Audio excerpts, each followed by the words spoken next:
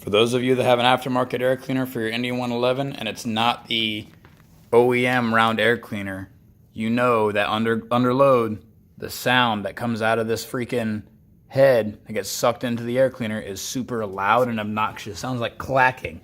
So what a lot of people do is that they try and reroute this essentially crankcase vent from outside of the filter to atmosphere to a catch can. What I did is I routed it to atmosphere for now, and I'm going to show you exactly how I did that. So if you have the Wimmer, that's what this is. This is a Wimmer. There's a fitting here on the back. It's a 3/8 pipe thread. And that little golden piece right there is just a 3/8 cap to plug that off so there's no more air getting sucked into the back of the intake. And then you take the elbow off the head, and as you can see here, how I did it, get it off, is I use 3/8 fuel line. So this line is 5/8 inside diameter. What I have seen some people do is they've used, that's heater line, for automotive heater line. This is not rated for oil or fuel, so over time this will break down. Instead, get you some 3/8 fuel line, oil line, transmission line, whatever you want to call it.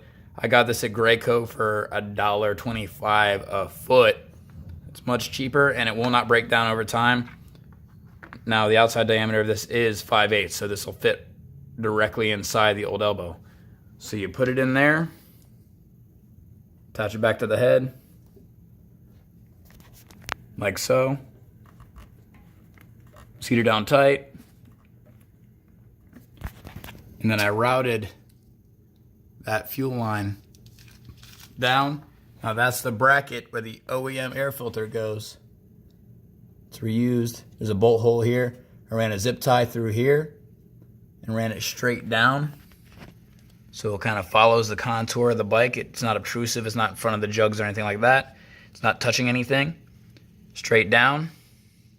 Down to here. Now that's your oxygen sensor for the front jug. There's a zip tie that holds that in place. Normally just clip that and move it. Run it down here behind this arm and straight down to the bottom of the bike. Now I have the Kiriakin chin spoiler, so it helps me hold it in place.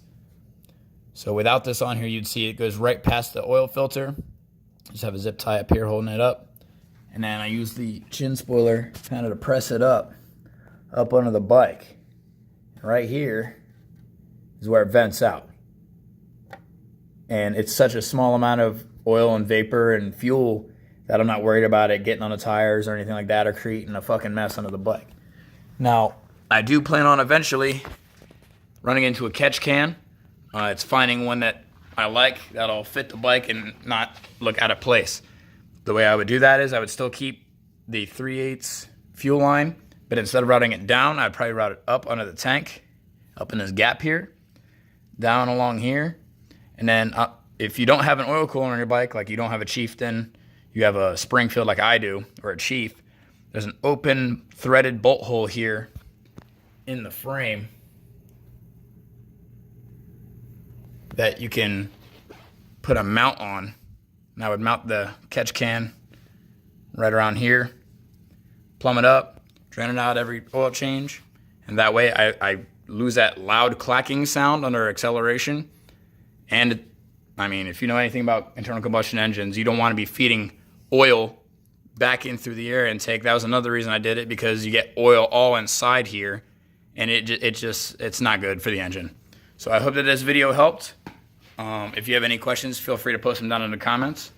I appreciate your time, and I hope this video was good.